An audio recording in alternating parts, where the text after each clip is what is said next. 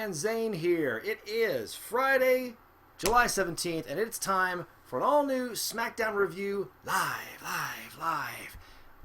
Boy, where's my lower third? Let's bring that back.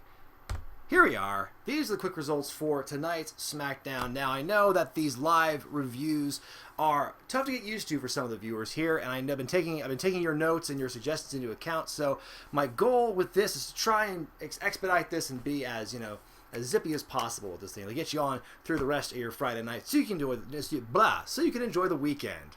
I can say words. I'm good at talking. That's what my career is. Let's just begin right off the bat with the beginning of the show this week. It is a series of promos from AJ Styles, Matt Riddle, Daniel Bryan, Alexa Bliss, Miz and Morrison, Cesaro and Sheamus, and The New Day. The best line of this one is Riddle going, "What's AJ stand for? Arrogant jackass." Oh, snap, son. See, this is why Matt Riddle is in the promised land. You cannot get this kind of quality A+ writing on NXT. He's in the big leagues now. Joking aside, though, I did enjoy this opening bit because it was a very Saturday Night's Main Event vibes to it.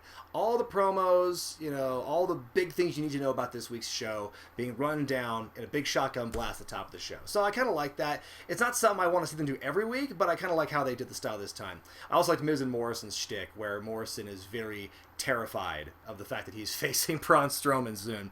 The show begins. The first match is Cesaro versus Big E in singles action. The winner will pick the stipulation for their team, and that's for the SmackDown Tag Title match at Extreme Rules. Will it be a cage match? Will it be a tables match? We're about to find out. Cesaro with a giant swing, and Graves goes, "Imagine what that would look like in a steel cage." Harder to see? I can't imagine how much different a giant swing is going to be when you're in a cage, unless you're swinging him into the fucking... Never mind. Shinsuke decks Kofi on the outside, and the referee's temporarily distracted, and then that allows Shinsuke to deck Big E as well. Cesaro hits the neutralizer to win, and then you've got... Hang on. Sorry. Anyway, Cesaro and Shinsuke, they go to grab a table, but then Kofi fights back, and they're about to drive Cesaro through the table, but they escape. The baddies escape. And then after the break, we see Cesaro and Shinsuke talking, and Cesaro with a great line saying, "That gyrating they're doing, it gives me the heebie-jeebies." His retch sound was so funny. But then they decide it's going to be a tables match happening at Extreme Rules. A cage match would have been fun, but, tables match, they've been clearly building toward that the last couple of weeks with the use of tables, so I'm not too upset about that. Should be good. Should be a good match nonetheless. We then see a King Corbin Blue interview, and he asks, how does he think that Matt Riddle will do in the Intercontinental title match against Styles? That's a big running theme. Everyone's giving their picks about this match, which I think is funny. Like, for 1 week out of 5, they'll do something like that. What's your thought on this match you have nothing to do with? And so they have these other wrestlers. And so Corbin says, Riddle's impressive, but this is the honeymoon phase for Matt Riddle. He got off to a great start against AJ Styles last month. It's a whole different ball game. And when Styles beats up Riddle, the bro will simply look like a boy. Then we go to Moment of Bliss with the worst nicknames I've ever heard for people. The always alluring Alexa Bliss and her enthusiastic best friend, Nikki Cross. Jesus. That's so embarrassing. What a terrible nomenclature. What a terrible nickname for Nikki Cross. Oh, it's the enthusiastic best friend. Like, right there, you're planting the seeds for a Nikki Cross heel turn, where she turns heel on Alexa. And it's like, why am I the best friend? Why don't I ever get top billing? Like, those nicknames blew me away. So anyway, this week was the 5th anniversary of the Women's Evolution. The whole dang thing. It was all encapsulated 5 years ago this week, according to Alexa Bliss. Tonight's guest is a mystery. That's what they've been hyping up, and there's a lot of speculation online about this. Some people were guessing it was going to be Stephanie McMahon. They were going to announce Evolution 2, or they were some people thought, oh, wouldn't it be cool if they introduced a new women's mid-card championship? But with Sasha and Bayley running the show, do you really think they're going to have time for another belt for the women's division? Nikki thinks that she is the guest, and so she cuts this fiery promo about Bayley. And then Alexa's like, sorry, you're not actually the guest. Bayley and Sasha Banks come out, and my first point was like, oh my god, are they the guests? Like, no wonder they built it as a mystery, because it'd be boring to announce them as the guest, because how many times has Bayley been the guest of Moment of Bliss in the last 3 or 4 months? They come out, and they basically, they put themselves over as the true architects of the Women's Evolution. They'll both win on Sunday, etc. Alexa then introduces her real guest, and it's the Raw Women's Champion, Asuka. Then you see Bayley and Sasha start beating up Alexa and Nikki. Asuka runs in. And so Alexa, I guess kind of harkening back to like the 2 weeks she was supposed to be the authority figure for the women's division a couple of years ago when she was hurt, she just makes a match out of thin air. And there we go. So yeah, we didn't get a new championship. We didn't get Stephanie McMahon. We didn't get Evolution 2. Kind of underwhelming in that regard. But again, Moment of Bliss living up to its sterling reputation as a must-watch segment every week on WWE TV. Before the match, then we get another cell phone promo from Daniel Bryan talking about the IC title match. He pronounces vehement, vehement fighting, as AJ been doing to try not be a fighting champion. Vehement is the new, boy, that's a whole new, I'm blown away by that pronunciation. So we go to that match now, Sasha and Bayley versus Nikki and Asuka, who I'm now calling Nikki Kroska. That is going to be their new tag team name. You know me, I love my little mashing of the names together. There's a cool moment where Nikki attacks both of the heels when they're trapped in the apron. Nikki and Asuka do a little dance before the commercial break. Cole asks, who's the better champion, Bayley or Asuka? Like, is that even a legitimate question? Because just comparing these two specific reigns, there is no comparison, which is a weird question. Nikki with a sweet tornado DDT off the announce table, which is pretty cool. Bayley wins for her team by rolling Nikki up and getting her feet on the ropes. Way to make Asuka and Nikki look so good in the build to this. I mean, Asuka didn't take the fall. Obviously, it was Nikki, so she's protected in that way a little bit. There's a segment later on where Bayley and Sasha kind of rub it in. They call Nikki a chimney sweep and everything, and then we see Nikki and Alexa looking at the monitor and seeing the interview going down, and Nikki's confidence is shaken. Alexa talks her up, and then Nikki sees Bayley and Sasha, and she decks Bayley, and they will scrap and everything. That was the best Nikki's looked in the build to this from doing a cheap shot. I was blown away by the fact they couldn't even get a win on this matchup. The match itself was good, but let's make Bayley and Sasha look a little human here. I mean, I know they're dominant. You love to see it, but give the faces something to fight for, is all I'm saying here. Backstage, John Morrison's still very scared. Miz tries to talk him up and saying, hey, in the horror movie, you're the hero and Braun's the monster, and you end up winning in the day. And Morrison's like, sometimes in horror movies, there's the hero's best friend who fights for the hero. And Miz is like, I don't really know about that, which is pretty funny. I love their shtick. We get a Firefly Funhouse in the swamp from Cajun cult leader Bray Wyatt. So, it doesn't feel like a Firefly Funhouse. It's in name only. It's a Bray Wyatt. It's an old Bray Wyatt promo. So if you want to go back to that time when Bray was the cult leader with questionable motives, then this was the promo for you. I think it was a good promo. He talks about taking credit for creating Strowman in the first place. He knows the monster's waiting to come home, and once you enter the swamp, you'll never leave. Bray must destroy the monster that Braun has become, and he blows up the lantern. So yeah, not much of Firefly Funhouse. We saw no puppets. We saw there was no canned children's applause on this one. So it was still a good promo by Bray. It makes me wonder, when is he going to revert back to Funhouse Bray? Is it just going to be for this one match, I wonder? We then go to that match, Strowman and Morrison, and Braun with a great promo here. If there was ever a promo that closely resembled that 80s style of just big muscle heads screaming unintelligibly into the camera, this was it. This was that kind of thing, and it was just yelling about I must defeat Bray Wyatt, because if I don't, then I must stop the Fiend, because the Fiend represents all of my bad deeds in life. And so yeah, I dug that little promo here, and Braun destroys Morrison here. All the big slams. I love a good big choke slam, and Strowman just destroyed Morrison. He even busted out his old finisher when he was in the Wyatt family, that head and neck submission, the standing one. Then it's the running power slam to win, and then afterward he's on the mic again, and in his best impression of Christian Bale as Batman, tells Bray he's coming home. And I like the extra added intensity to Strowman here. Most motivated I've seen his character in a good while here. Even anyway, a medical team that helps Morrison out. He's looking hurt. Lacey Evans. Lacey is no longer facey, and she makes her way to the ring here. And there's zero reaction from the audience, who are paid to cheer and boo as we go to commercial break. And then we go to our next match as Lacey takes on Naomi and King. This whole thing started over a cup of karaoke. It was the dreadful karaoke segment thing last week, where Naomi won, and let me just reiterate what I was talking about last week in the karaoke thing. It was designed to make Naomi look good, but she didn't even look that good in it. Like I said, she botched the song. It's not... I don't know. It was bad. That's the last thing I'm going to say about the karaoke thing. We had this matchup here. It's pretty short. Lacey tangles up Naomi's braids in the rope, and when she finally gets them undone, wham, woman's right, and Lacey wins here. It was what it was. Like, Lacey's face turn reminds me a lot of Elias's face turn, in which it was very short-lived and went absolutely nowhere. The only difference was Elias could pull off a babyface act better than Lacey. That's my take on that. Jeff Hardy's interviewed backstage.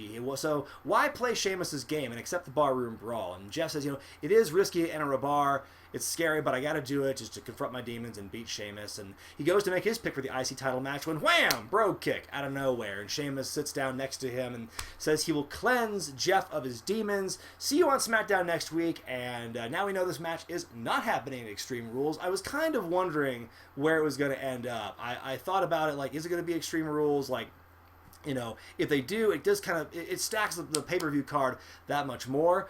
But it kind of like what they did with Orton and Big Show for next week. They're saving what could be a pay-per-view program, and they're just doing it on television, probably to keep people watching, because Lord knows they need all the help they can get. So maybe a barroom brawl will help. Let's see here. Scrolling ahead through my Nizotes.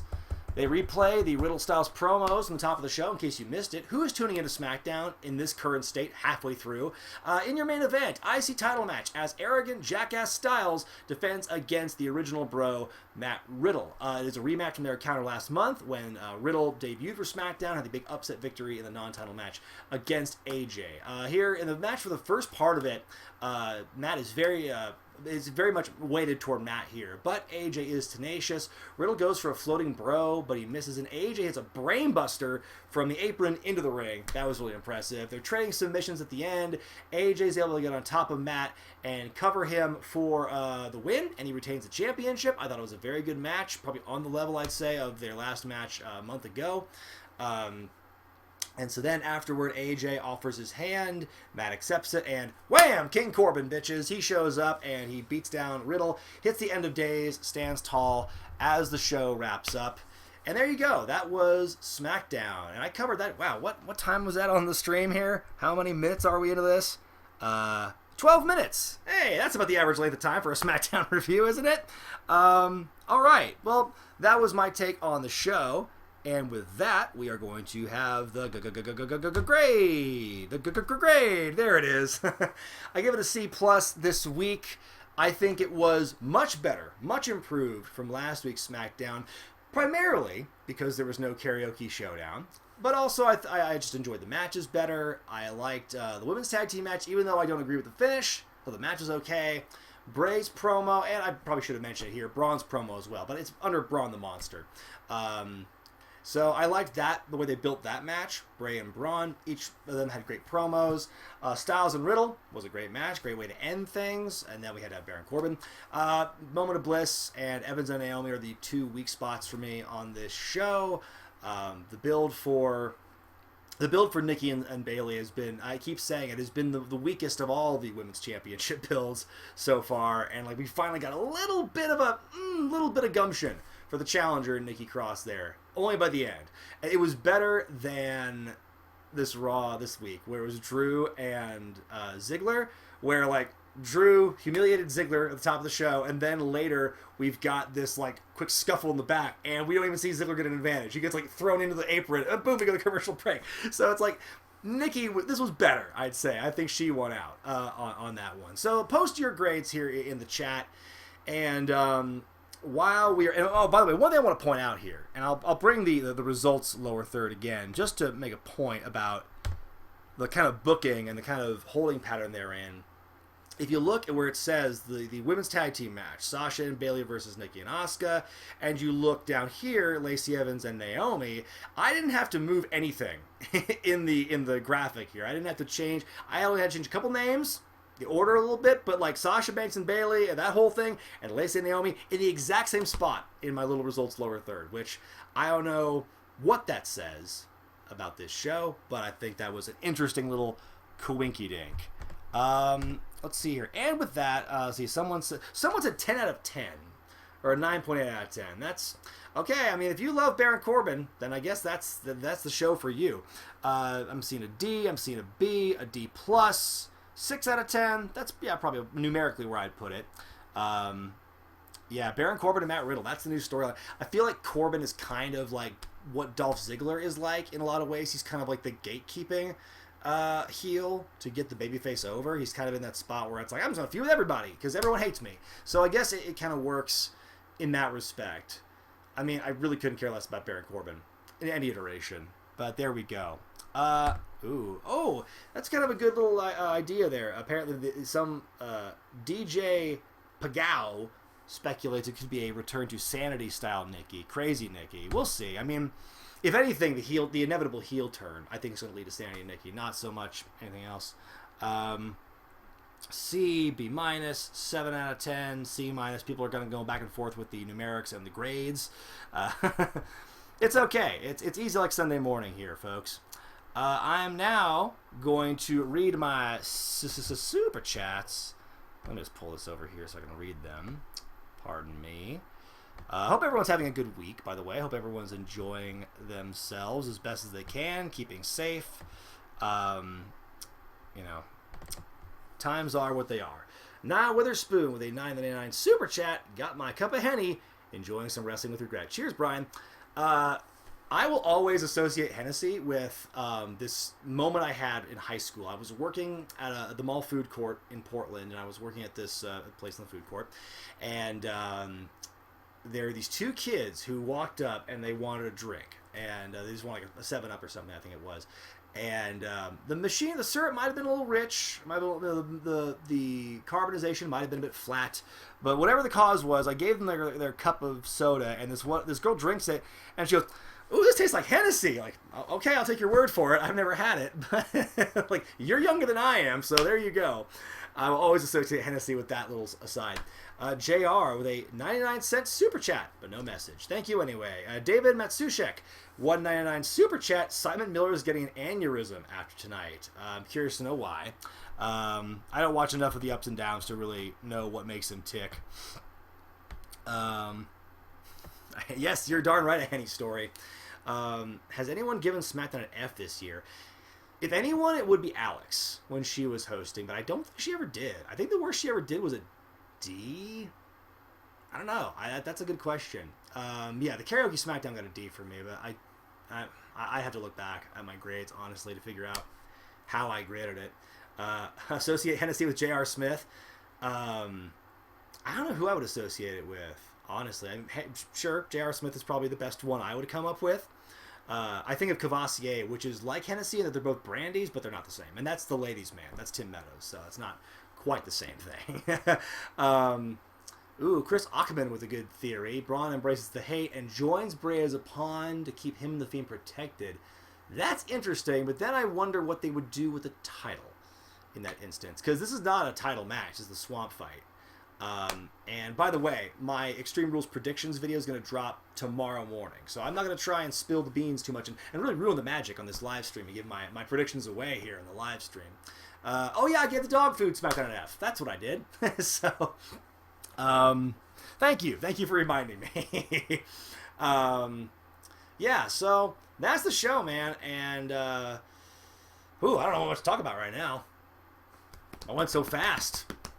It was a fun day today, though. In case you missed my live stream from earlier in the day, where I streamed Virtual Pro Wrestling 2 for the N64, go check that out. Had a lot of fun, really kind of diving into that game for the first time. Had a bit of a time getting around the whole language barrier, but if you like WrestleMania 2000, then I think you'll really like Virtual Pro 2, because it's got All Japan and a bunch of like very close resemblance to New Japan wrestlers for licensing purposes. And like Vader's in it. He looks like Giant Baby. Oh boy, you're gonna make me say it. Chris Benoit with a $10 super chat. I love you. I fall asleep watching your videos. I love you too, Chris Benoit. So let's see here. What else? So also this week's probably the one of the last live streams I'll do from the living room of my house instead of the office, because the goal was to stream the video game from the office today. But then I discovered that my projector up here would not read my N64. So I had to get a emulator, and I had to get a ROM put in for my computer, which is fine. But I didn't get this, the PC compatible N64 controller, until this afternoon. So if I had found out about my predicament one day earlier, I would have been able to do it from here. It would have been a nice crisp and clean thing. Myron Siren with a $7.99, I want to say Australian super chat. Good afternoon, champ. Thanks for all the content. Keep up the great work. Love from Adelaide, Australia. Thank you, Myron Siren. Thank you very much for that super chat, and good afternoon to you too. I keep forgetting how crazy different the time difference is between here and Australia. Who will show up at Slammiversary tomorrow? I mean, sky's kind of the limit. I wonder, like, it could be a thing where like one person shows up or a bunch of people show up. I don't think there's going to be anything in between that. It's going to be a whole mess of people. But when you do that, like, what does that mean for the rest of the roster? You know, like, what does it mean for the rest of the roster that's already there? Especially in a time when there's not as many people getting cycled around because of the pandemic. Makes me wonder. Slammiversary, I can't speak on it because I don't really follow Impact. I like the fact that Reno Scum are there because they're my friends. But unfortunately, I haven't really watched too much of that. Thank you, Niall. I'm glad you like the Patreon. If you guys want to go to the Patreon page, it's patreon.com/wrestlingwithregret, and you can get a bunch of great perks for as little as $1 a month. You can get your name in the credits and the long forms. You get some access to exclusive Patreon video and audio content occasionally. David Matsushek, 199 super chat. Oh, the aneurysm's the surprise roll-up pin. I get that. I could see that happening. That's one of my pet peeves, too, with Corbin. It is his one blind spot. This is the surprise roll-up pin. And then you've got, on Patreon, going back to that plug, $5 a month gets you early access to my Wednesday videos. $10 a month, you get the ability to nominate classic shows. Let's see here. $20 a month, you get some goodies mailed to you. You get... first of all, you get the ability to ask. You get access to my Q&A audio track at $20 a month. You also get some goodies mailed to you, and then at $40 a month, you get the exclusive "She's a Stunt Granny" T-shirt, along with all the other perks that I've just mentioned. People have been telling me they've been enjoying the perks, whether it be video, audio, or material goods. So yeah, go to patreon.com/wrestlingwithregret. Alonzo Smith, $1.99 super chat. I love Otis, but is he the weakest Money in the Bank winner? I mean, right now, it would seem that way. Actually, you know what? He's probably one of the strongest, because I don't think he's lost. If he's lost maybe once since having the briefcase, which if you look at the history of Money in the Bank winners, they lose a lot before they eventually cash in. It's like a big, like, misdirection. So, it is what it is. We'll see what happens with Otis. He's kind of a non-issue here. Waiting for the right time to strike, I guess. Jonathan Hill, $2 super chat, has sold out 98 but nominated for the classic review. Off the top of my head, I think it has been. The list is not in front of me, so I couldn't tell you for sure, but I'm pretty much like a lot of WCW pay-per-views have been nominated, so it's probably there. If not, eventually. Jamie Martinez, $5 super chat. Big fan. Thank you for the great content. Thank you, Jamie. Really appreciate all the love here today. Yeah, no clue what to do with Bianca Belair. You're kind of right there. They kind of kept her off TV for a long time. I guess like she didn't really fit in the plans with the Street Profits and the Viking Raiders, so I don't blame them for kind of keeping her on the back burner for a bit. But then like you can have her like be there but not be associated directly. And she's been on Main Event. I guess that counts. Let's see here. Beat New talks about the Reno Scum. They're a great, good get for Impact. That is true. They've worked a long time, and they had a shot at Impact for a little bit a couple years ago, but then Adam Thornstoke tore his bicep, and then they were let go. And so it's cool to see them finally get back on the horse and be back on TV with Impact. Dylan Haggett, $7.99 Australian dollars. Thanks for all the great content. Thank you, Dylan. Somebody expected Tessa Blanchard as the mystery guest. Like that would have been a surprise. I would have been like, oh wow, that's a good get if they got, even though she's kind of a toxic brand right now. People are asking about Collision in Korea. Yeah, that's been nominated. That will eventually happen. I mean, like I will promise you this: no matter what shows have been nominated, I will do my damnedest. I will. My promise is to eventually get through all of them. There's a lot of them, though. That's the problem. And the fact when you do it once every other week, it takes a long time to get through them all. The ever-growing list. So that will eventually happen. Will I ever review Knucklehead? I think I've got it Yes, looking at it right now, my collection of DVDs. Knucklehead is right there. So that's going to be a lot of fun. I haven't actually watched it yet. I'm going to... let's see here. Let me show you. Is it here or is it... Oh, damn. Where's my DVD? I want to show you something that's on the docket. That's on my agenda coming up real soon, but I don't know if the DVD's in here now. Well, fuck. I don't know. I don't know where it went. Whatever. It's called Slammed. It's a really terrible movie. You're going to love me, tear it to pieces. Tyler, Joe... Hang on, I think am I missing more soups? Oh, yes. Okay, oh, there's a few of them. Okay, here we go. I got to catch up now. Azo Smith, $9.99, super chat. If you could put a female from any era with today's women, who would it be? He says, I put in AJ Lee because she left in April 2015. If she stayed for a little bit longer, she could see that it got better. AJ's a good pick. I would say Paige because she really missed out on like a lot of the women's revolution stuff. And it's really shitty that her career ended as early as it did because of her injury. And I think that I'd say more so than AJ, my pick to have like a woman come back would be probably be her, probably be Paige. Although if you really want to get crazy, now that the women have actually gotten like more competitive, I would almost say put China. Like, you know, see fantasy booking, see how China would do. You know, she's still probably a lot bigger than a lot of the women, but I think they'd be able to work together, I think, pretty well. Let's see, Jamie Martinez with another $5 super chat. What happened to the great Maccabees? Absolute legend. I think you mean the mighty Maccabee. Well, Jeff Buchanan, I haven't talked to him in a while, but we have talked in the past. I think I brought this up last week, actually. So yeah, Jeff Buchanan still around in New Jersey somewhere. I haven't counted up with him lately, but I know he wants to try and do another Maccabia Mania at some point, and maybe he'll dust off the singlet and the fencing foil. Tyler Joseph Smith, $4.99. Thoughts on Jim Ross in 2020? I feel like he doesn't care about the product anymore, he says. Also, please read this and your thoughts. Oh, in the moral voice. Hang on. What are your thoughts on Jim Ross in 2020? I feel like the cowboy hat wearing Okie doesn't care about the product anymore. You gotta be kidding me! My thoughts. That's all I can do for more. I'm sorry. I can't go beyond. Are you kidding me?